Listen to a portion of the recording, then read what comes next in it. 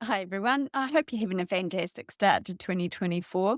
I'm Debbie Roberts, owner and financial advisor at Property Apprentice.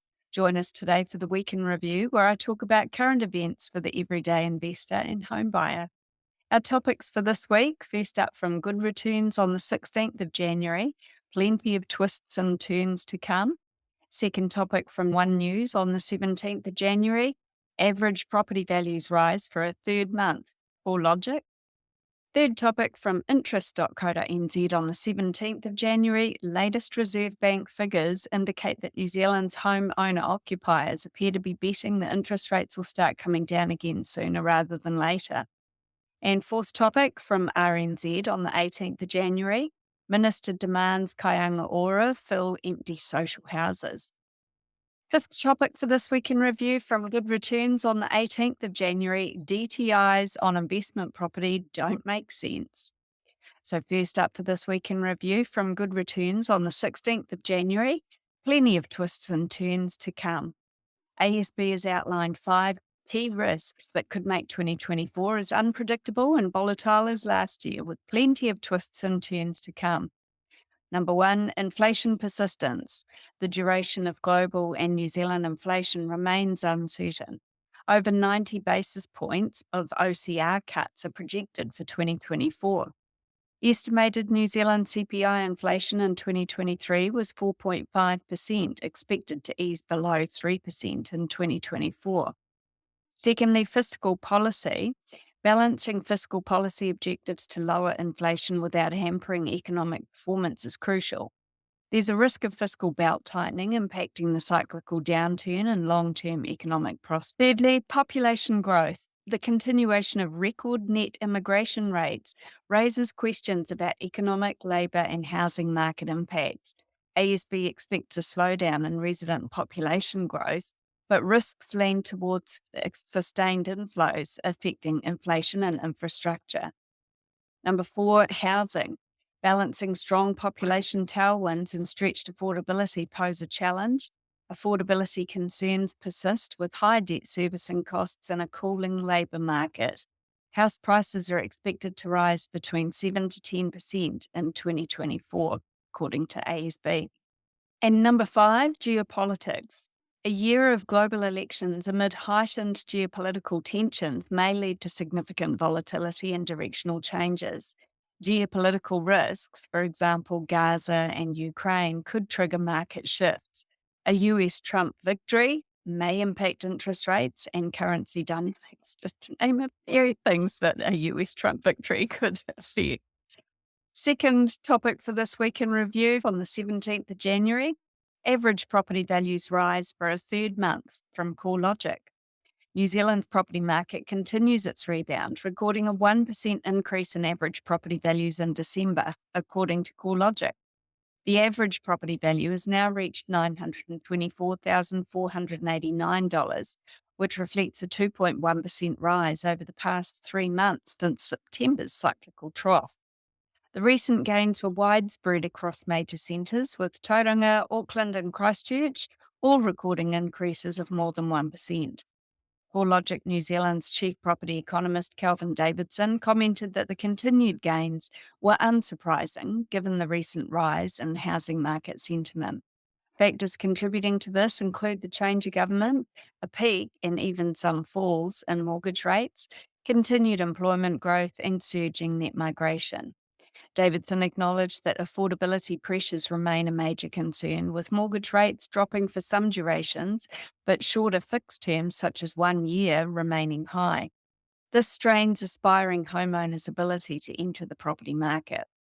Regarding the market outlook for 2024, Davidson expects a degree of continued patchiness, influenced by factors such as mortgage rates and potential debt-to-income ratio restrictions. Queenstown stands out, defying the downturn, with values almost 6% higher than a year ago, reaching a new peak of around 1.77 million. The overall market recovery may undershoot some expectations, and Davidson emphasises the role of psychology in the housing market, suggesting that sentiment may not always align with fundamentals. Investors' positive mood following the change of government may not translate into a significant increase in buying activity. He anticipates a reasonable 10% growth in sales activity this year, but it will be from a low base. If you'd like to learn more about investing in property, join me at one of our free events called How to Succeed with Property Investing. I'll discuss strategies for successful investing from my perspective as an experienced investor and financial advisor, available live online or in person in our office in Ellerslie in Auckland. Check out propertyapprentice.co.nz for upcoming dates and register today. We don't sell property, so it's all about increasing your knowledge to reduce your risk. If you've already been to one of our free events and you'd like to find out more about how we can help you to reach your financial goals, you can also book a no obligation phone call or meeting with my husband, Paul Roberts, via the website. That's propertyapprentice.co.nz. Third topic for this week in review from interest.co.nz on the 17th of January. Latest Reserve Bank figures indicate that New Zealand's homeowner occupiers appear to be betting that interest rates will start coming down again sooner rather than later. New Zealand's homeowners faced challenges when interest rates surged in 2021 from a very low base from COVID, catching many people off guard. Initially, people opted for longer mortgage terms to shield against interest rates rising. However, recent trends indicate a shift back to shorter terms, suggesting an anticipation of lower rates in the future. In mid-2021, when rates rose, a significant portion of owner-occupiers had short-term fixed mortgages. By 2022, there was a shift towards longer terms, but by the end of 2022 and into 2023, the trend reversed, with over 60% now opting for terms of a year or less. The data series from the RBNZ highlights these changing preferences, showing a dynamic response to market conditions. The shift towards shorter terms signals a perception that interest rates may decrease soon. Homeowners seem more knowledgeable at adjusting their strategies based on prevailing economic factors.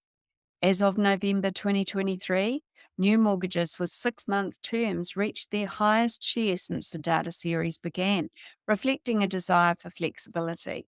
The popularity of 18-month terms, previously overlooked, also rose significantly. Overall, the data suggests that homeowners in New Zealand remain agile in choosing mortgage terms that align with the current economic landscape. With the majority favouring shorter terms, they appear well positioned to benefit if interest rates decline again. My thoughts on this are that I would expect interest rates to start coming down sooner than a lot of economists are expecting. I don't expect a OCR reduction in the February announcement. However, my pick would be 50-50 that we might get signs of a decrease in the OCR in the following OCR announcement, or certainly in the first half of this year. I'd be surprised if it takes longer than that. Got a lot more data to get in before we can make definitive predictions around that. So, feel free to join me at one of our free events where you'll hear me talk a bit more about my thoughts on that and also how you can pay your mortgage off faster. Fourth topic from RNZ on the 18th of January, Minister demands Kāinga Ora fill empty social houses. Housing Minister Chris Bishop has expressed dissatisfaction with the number of vacant social houses owned by Kāinga Ora homes and communities. In a letter to the board, Bishop emphasised that with over 25,000 people on the social housing waitlist, social houses should not be left empty longer than necessary. He discovered through an Official Information Act response that approximately 5% of New Zealand's total housing stock, or 3,906 homes, were vacant. Additionally, nearly 20% of new public homes built by Kāinga Ora between June 2022 and October 2023 remained vacant by the end of October, which is shocking. No wonder he wrote a letter. Bishop deemed this situation unacceptable and urged Kāinga Ora to work urgently to fill vacant homes. He also highlighted the need to prioritise families waiting for social homes over empty units. A review led by former Prime Minister Bill English is underway to assess the agency's financial situation, procurement and management, with results expected by April. The Housing Minister expressed anticipation for the review's findings. Last topic for this week in review from Good Returns on the 18th of January, DTIs on investment property don't make sense. As property experts project a 5 to 10% increase in prices this year, The potential introduction of debt to income ratios or DTI ratios, especially around mid year, poses a significant variable. Despite a robust end to last year with 3 consecutive value increases, the property market's recovery in 2022 might fall short of expectations. Calvin Davidson, CoreLogic's chief economist, emphasises the impact of mortgage rate movements and potential counteractions from the Reserve Bank, particularly regarding DTIs. While some, including Finance Minister Nicola Willis and ACT leader David Seymour, oppose DTIs, mortgage advisor Chris Peterson anticipates their introduction, criticising their application to all lending, including investment properties. Peterson argues that unlike in England and Ireland, DTIs should only apply to owner-occupied housing in New Zealand. The debate over DTIs involves considerations of living expenses and potential cash flow impacts for investors. Despite positive investor sentiment following the change in government, the need for significant cash flow top-ups may limit additional buying activity. My thoughts on DTIs is that I think it would be really unnecessary for the Reserve Bank to introduce them this year. I believe that they'd be better off to hold that in their toolkit for when they want to slow the property market down further, when it runs the risk of causing some real issues in the economy, and either on the bank side of things or on an individual base. So at the moment, with banks testing your affordability at 9% interest rates, when we've got interest rates starting to show signs of coming down, I think that there's little risk at the moment for individuals, and certainly for the economy as a whole in the banking sector, with the deposit restrictions that protect the banks to a certain extent, especially when property markets start to show signs of increasing as well. So join our new and improved How to Succeed with Property Investing event. We've updated our 2-hour workshop so you can prepare for what's in store this 2024. What's more, as an experienced property investor and a financial advisor, I'll be sharing valuable insights and expert tips to help you on your journey. Our free events cater to all levels of property investors and first home buyers as well. And I'll tell you more about how we help our clients achieve their financial goals. So if you're interested in finding out more about what we do, visit propertyapprentice.co.nz today to secure your spot and register for one of our upcoming events. Alternatively, you can book a no-obligation phone call or meeting with my husband, Paul Roberts, through our website. Thanks for listening.